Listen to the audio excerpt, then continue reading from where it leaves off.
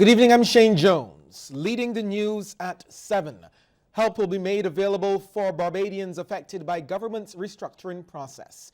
Prime Minister Mia Amor-Motley gave this assurance, announcing a unit will be set up in her office to provide assistance. The country will also hear in another 2 weeks about the next phases of government's economic and recovery program. That's when the Prime Minister will speak on the roadmap for phases 2 and 3.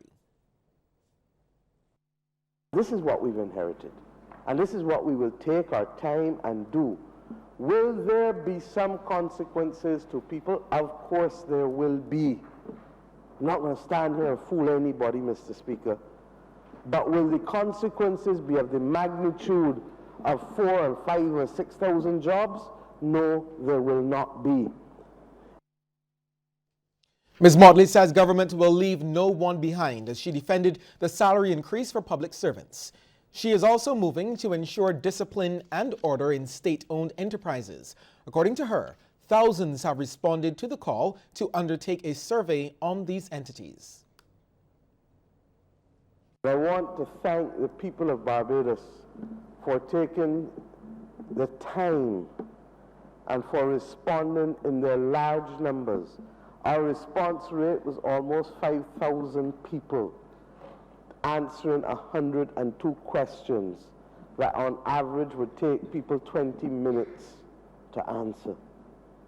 So I'm not sure those who know anything about polling, but might I say to the Honourable Chamber that this is an extraordinarily, phenomenally high level of response from the people of Barbados. Minister of Labour and Social Partnership Relations Colin Jordan fully supports the pay rise for public servants. He also defended civil servants in the face of criticism. The vast majority of public servants turn up every day to work and to give good service for this country. And we have to move away from what sometimes people engage in, which is painting with a broad brush when you see a few recalcitrant persons. However, Mr. Jordan notes the coming months will be challenging and government understands workers must be given some measure of comfort. And that, Mr. Speaker, is the reason why we, in our discussions with the social partners, and particularly in our negotiations with the representatives of workers in this country, came to an agreement where we gave a 5% increase to the wages and salaries of those public servants of this country. The private sector of Barbados is being called on by Minister of Transport, Works and Maintenance, Dr. William Duguid, to follow government's lead and increase the salaries of workers. If the government has seen its way to increase the salaries of its workers by 5%, I want the private sector of this country to look at lifting that wage freeze and increasing the wages of all the people in Barbados commensurate with what the government has led to do. And I think this is an important move that the government has taken, because we need to put some money in people's pockets if we're going to ask them to endure a stabilization process over the next few years. Minister of Maritime Affairs and the Blue Economy, Kirk Humphrey, doesn't want members of the private sector to raise their prices when the 5% wage increase is implemented in the public sector. He says the usual private sector practice is to elevate prices almost to the level of the raise. Mr. Humphrey implored businesses to resist that urge so that the wage increase can make a difference.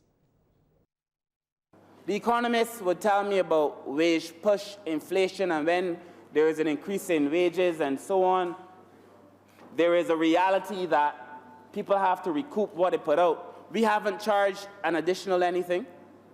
The private sector, sir, has a responsibility as part of this process to toe the line. All through the election, we said we are in this together. There is only one Barbados. And to engage in such a practice, if the private sector determines to do it, will not only hurt the citizens, it will hurt the country and it will criminalize the corporate sector, and I hope that they do not do it. Mr. Humphrey dismissed the notion that 5% is nothing to shout about, stressing it's timely and very much needed. We know full well that August is a really hard time for people because you now have to deal with back to school expenses. And every single day there are people coming to me asking for support for back to school. And there are some public servants who call me almost every day asking when we get this pay increase. So for the people who have said that the pay increase ain't mean nothing, they are obviously not public servants, because I know public servants are looking forward to this pay increase. Opposition leader Bishop Joseph Atherley says government should make it mandatory for no more than 5 years to pass without civil servants getting an increase. The last time civil servants had any increase was almost 10 years ago. Bishop Atherley says government has the power to make this law.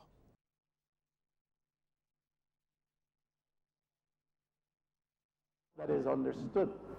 The party has a record of being interested in furthering the rights of the the workers in Barbados, of being on the right side of public service issues, and therefore I humbly suggest that that is something that the party in office today with its numbers can consider, that we do not have again, because the law prescribes otherwise, that a period of 5 years perhaps, or some other reasonable period, should not pass unless there is an increase to public servants in Barbados. The opposition leader says government needs to be honest with Barbadians and properly prepare them for the pain they'll have to face when negotiations are concluded with the International Monetary Fund. Mr. Deputy Speaker, there is a definite fear of layoffs in the Barbadian society. Do not know if the ears of the government are hearing that, but there is a fear being voiced in Barbados today with respect to layoffs. And it's not because the governor, the former governor of the Central Bank, has been saying 5,000 or 6,000 should be sent home. It is not that. It is the specter of the IMF at this particular junction in the economic history of Barbados that conjures up the fears and the whispered tones in government offices of layoffs which are coming. The head of the Barbados Postal Service, Margaret Ashby, is dead. CBC News understands that the first female Postmaster General passed away yesterday after a brief illness. Ms. Ashby, who was 61, was responsible for maintaining the island's postal services. She took over from Joel Brathwaite, who retired in 2015. Under her leadership, the Barbados Postal Service received an international award for efficiency in the handling of express mail in 2016. The state entity was awarded silver-level certification for inbound delivery of express mail by the Express Mail Service Cooperative.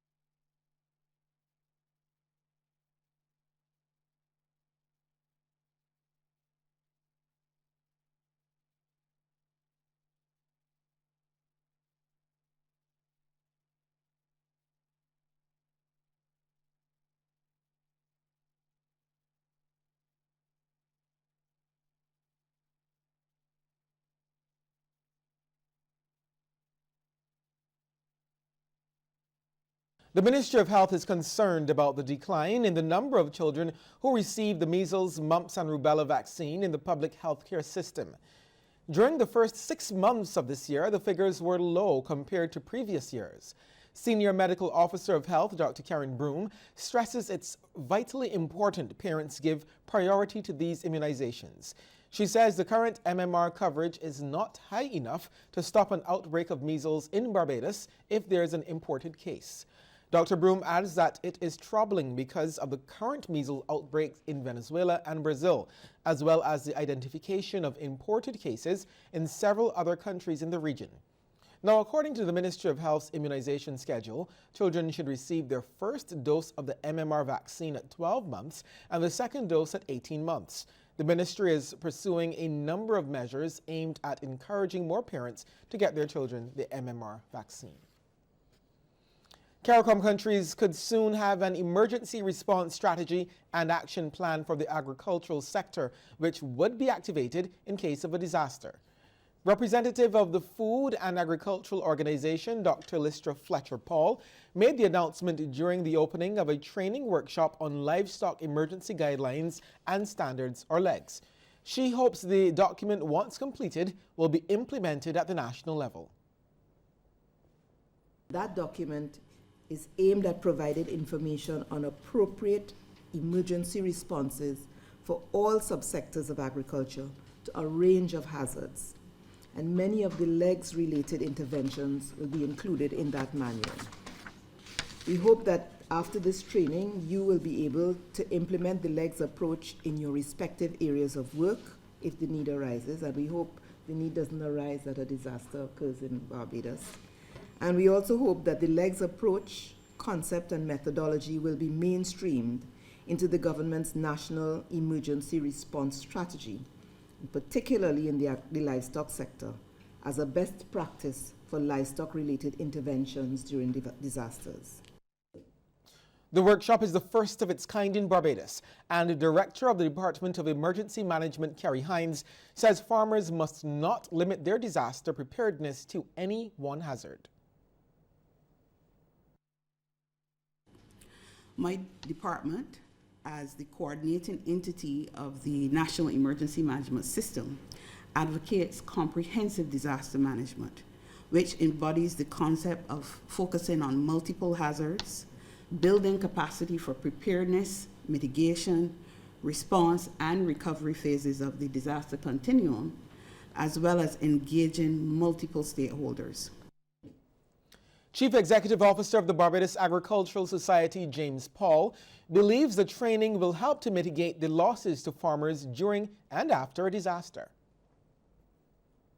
The last time a hurricane actually came through Barbados, one of the issues that on one of our pig farms that we actually found was that breeding cycles were actually disrupted on that particular morning for farmers, and he actually lost some of the young ones that came through. And certainly, I would think that if he was exposed to the type of training that you are going to undertake during the week, that certainly a lot of those losses that were experienced could have actually been avoided. While not as well known as the Barbados Association of Medical Practitioners, or BAP, the Barbados Veterinary Association has been stepping up its outreach efforts this year. President Dr. Patricia Bedford says the organization has been around for the last 53 years. She was speaking during the opening of one of several events the association held recently. It was Barbados' first livestock emergency guidelines and standards workshop. This year was designated as our outreach year. Our goal is to interact more with the public and our stakeholders, other than the normal client, patient, doctor interactions. Excuse me. As such, we have had monthly appearances on Morning Barbados. We held our very first World Veterinary Day celebration, where we provided free veterinary examinations to all animals. And we are hosting this LEGS training for vets, farmers, extension officers, animal health assistants, environmental health officers, representatives of the Barbados Turf Club, and intergovernmental organizations.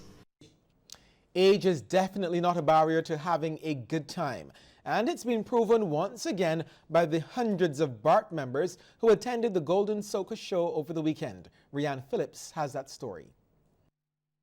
It was a night of non-stop dancing for these BART members as they enjoyed performances from some of the best local artists.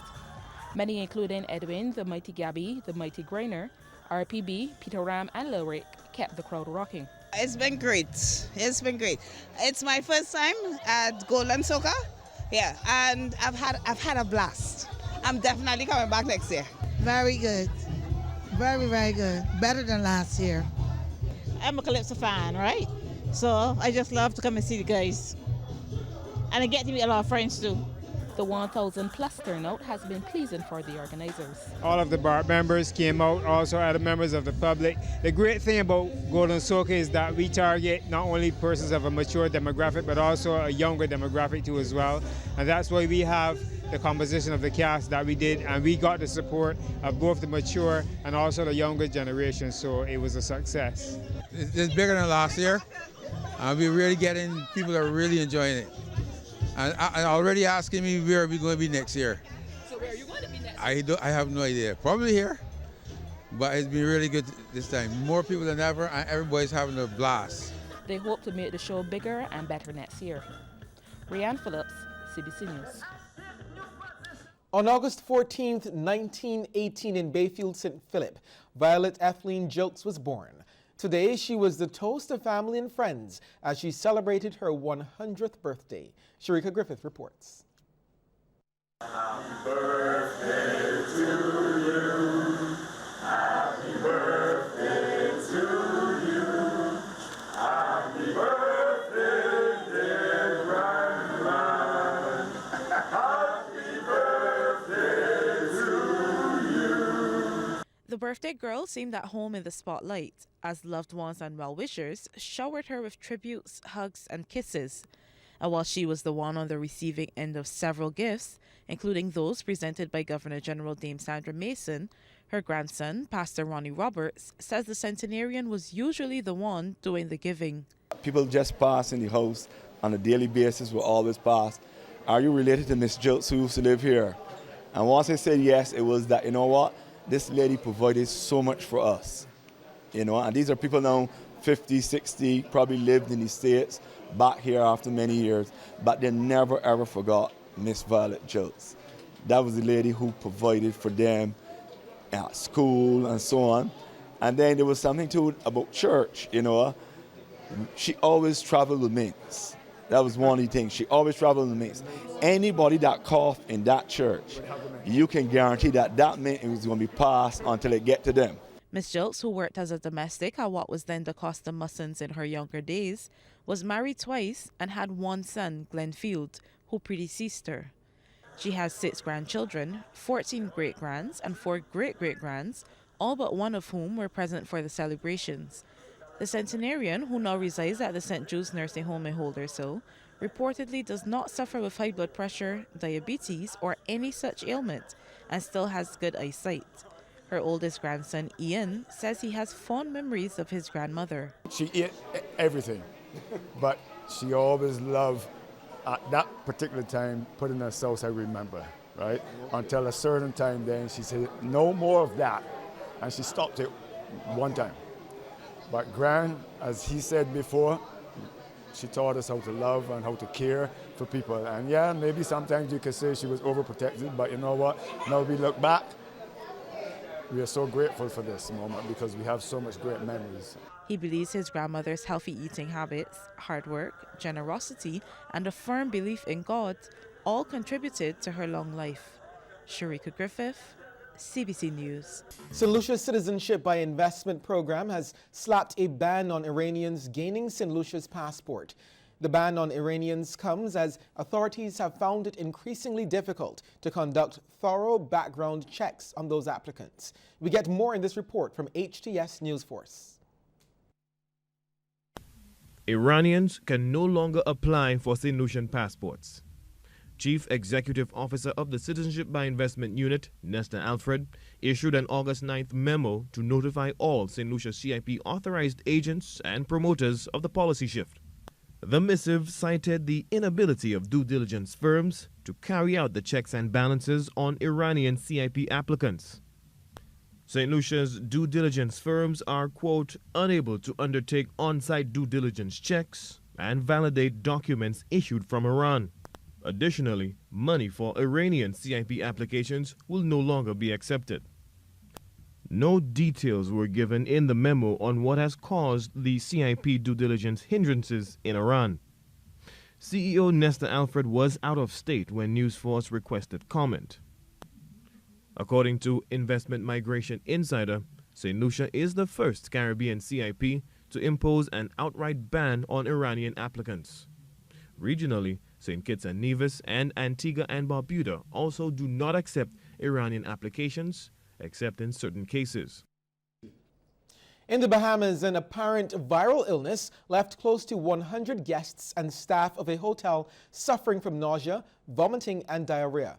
Health officials have visited the property multiple times, and guests have been venting on social media.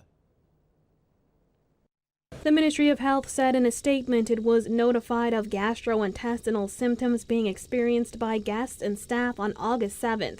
While officials did not name the resort, our news understands it's Sandals Royal Bahamian. Hotel guests shared their nightmarish experiences on the travel review site TripAdvisor. One visitor from Pennsylvania wrote, "4 days ago, my wife and I were currently at the resort. Both of us have been struck by whatever virus, aka vomiting, for hours. We were at dinner and 3 of the 6 couples at the table had been impacted."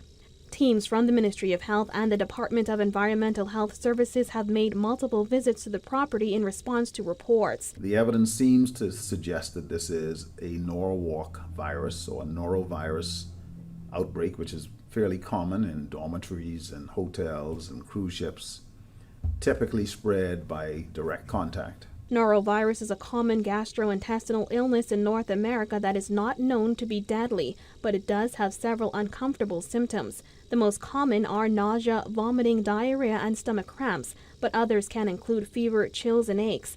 Those with weaker immune systems, such as pregnant women, young children, or the elderly, may develop more severe symptoms. Sports news is just ahead, but before we get there, here's a tip from Cooperators General Insurance. This tip of the day is brought to you by Cooperators General Insurance Company Limited. Insurance the way you want it to be. It is advisable for homeowners to protect their investment by effecting appropriate home insurance coverage during the hurricane season. Cooperators General Insurance, helping you to be prepared this hurricane season.